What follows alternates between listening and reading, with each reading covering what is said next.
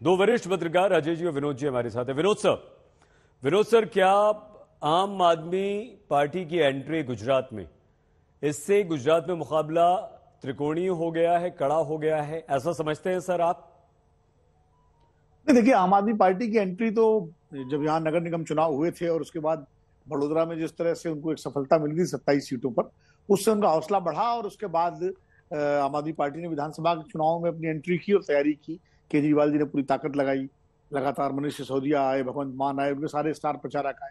धारणा ये बनी कि शायद कांग्रेस के लिए ये बड़ी एंट्री बड़ी नुकसानदेह है और भारतीय जनता पार्टी के लोग इसको लेकर बड़े मुतमईन भी थे।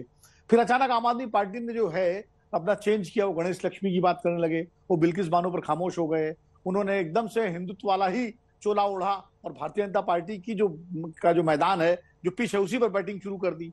जब उस पर बैटिंग शुरू कर दी तो शहरी क्षेत्रों में, खासकर सूरत में, अहमदाबाद में, राजकोट में, सब जगह उन्होंने जब प्रभाव बढ़ाना शुरू किया तो भाजपा को भी चिंता हुई कि कहीं ना कहीं उनके वोट बैंक में सेंध न लग जाए। उसके बाद भाजपा और आम आदमी पार्टी के बीच जबरदस्त टग ऑफ वॉर हुआ, वाक्य जिसको कहते हैं, चला। और इसी बीच एमसीडी के चुनाव की घोषणा हो गई। अब आम आदमी पार्टी का जो रिसोर्सेज है, ध्यान है, वो बट गया। गुजरात के साथ साथ दिल्ली नगर निगम के चुनाव आम आदमी पार्टी के लिए शायद गुजरात से भी ज्यादा महत्वपूर्ण और अहम है, इसीलिए उन्होंने सारी ताकत वहां झोंक रखी है। गुजरात में जहां तक अजय उमट भाई बैठे हुए हैं, वो मुझसे भी बेहतर बताएंगे। मेरी जानकारी ये है कि शहरी क्षेत्रों में आम आदमी पार्टी सूरत में कुछ पॉकेट्स में काफी मुकाबले में है, लेकिन ओवरऑल अगर आप देखें पूरे देश में, क्षमा कीजिए, पूरे राज्य में, तो मुकाबला भारतीय जनता पार्टी और कांग्रेस के बीच ही लोग बताते हैं। अब इसमें कब कौन कितना करेगा, भारतीय जनता पार्टी का देखिए हमेशा जो रहता है कि वो बड़ा लक्ष्य रख के चलते हैं और बड़ा लक्ष्य की घोषणा करते हैं। पिछली बार भी, पिछले चुनाव में भी 150 पार का नारा था, लेकिन 99 आए। इस बार अपना ही रिकॉर्ड तोड़ने की बात की जा रही है। गुजरात में दो रिकॉर्ड है बड़े महत्वपूर्ण। एक रिकॉर्ड है माधव सिंह सोलंकी का 149 सीटों का, उसके पहले कांग्रेस के 141 थे, और उसके बाद जो है नरेंद्र मोदी जी की सरकार के नेतृत्व में चुनाव 2002 में हुए थे 127। तो भाजपा का अपना रिकॉर्ड 127 का है। अगर भाजपा उसको तोड़ने में कामयाब हो जाती है तो निश्चित रूप से ये भाजपा की एक बड़ी उपलब्धि होगी। अब सवाल यह है कि कांग्रेस जो है वो किस तरह का मैनेजमेंट कर रही है। वो माइक्रो मैनेजमेंट कर रही है, वो विधानसभा स्तर पर कर रही है, क्योंकि मैक्रो मैनेजमेंट लेवल पे कांग्रेस उस तरह नहीं दिखाई पड़ रही है जैसे कि पिछली बार दिखाई पड़ रही थी। ठीक है विनोद सर, और आते हैं आपके पास अजय जी। अजय सर, क्या इस बार बीजेपी 150 पार, यानी कि आम आदमी पार्टी आने के बाद क्या उसे ये उम्मीद बन रही है कि वो रिकॉर्ड बहुमत से जीत रही है, या इस बार 2017 के 99 से भी नीचे जा रही है? क्या लगता है आपको? देखो, विनोद जी ने जो कहा, मैं उनकी बात के साथ सहमत हूं। ये कोई माधव सिंह सोलंकी का या कांग्रेस का 143 का रिकॉर्ड टूटे ऐसी स्थिति तो गुजरात में नहीं दिखाई दे रही है।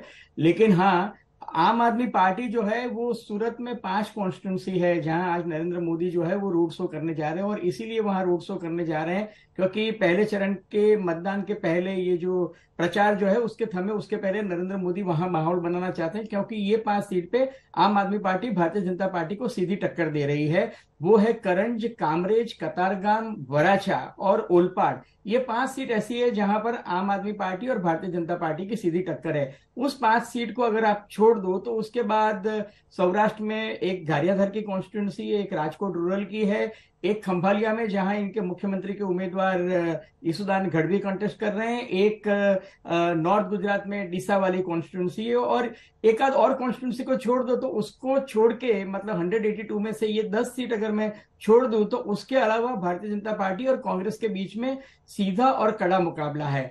जहां तक कांग्रेस पार्टी की बात है, कांग्रेस इस बार कोई मैक्रो मैनेजमेंट नहीं दिख रहा है, लेकिन कांग्रेस के जो कैंडिडेट हैं वो आत्मनिर्भर हैं और वो अपनी ताकत से ये चुनाव लड़ रहे हैं।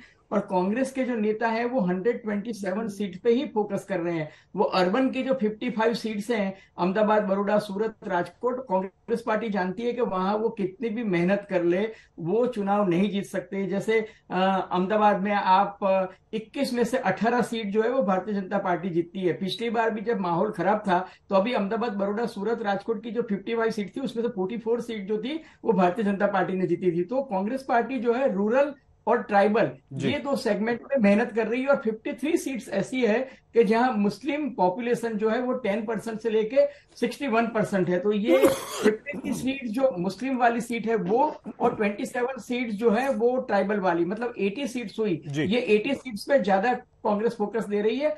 और बाकी की जो 47 सीट्स है वहां पर कैंडिडेट खुद अपनी ताकत से लड़े हैं। इस बार ना राहुल गांधी आई, ना प्रियंका गांधी आई, खड़गे जी 2 दिन के लिए आ रहे हैं, वो टोकनिज्म है।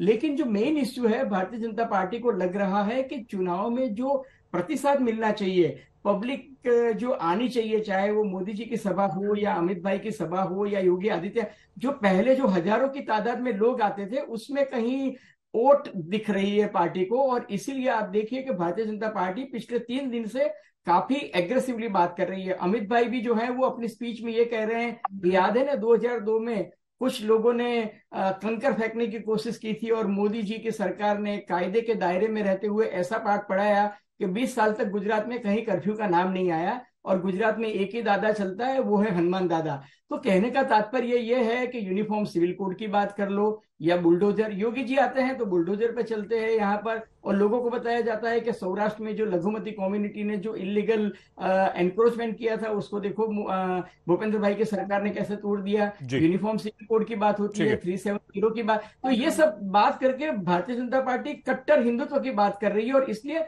मुस्लिम वोट भी संगठित होती नजर आ रही है गुजरात में। ठीक है अजय सर।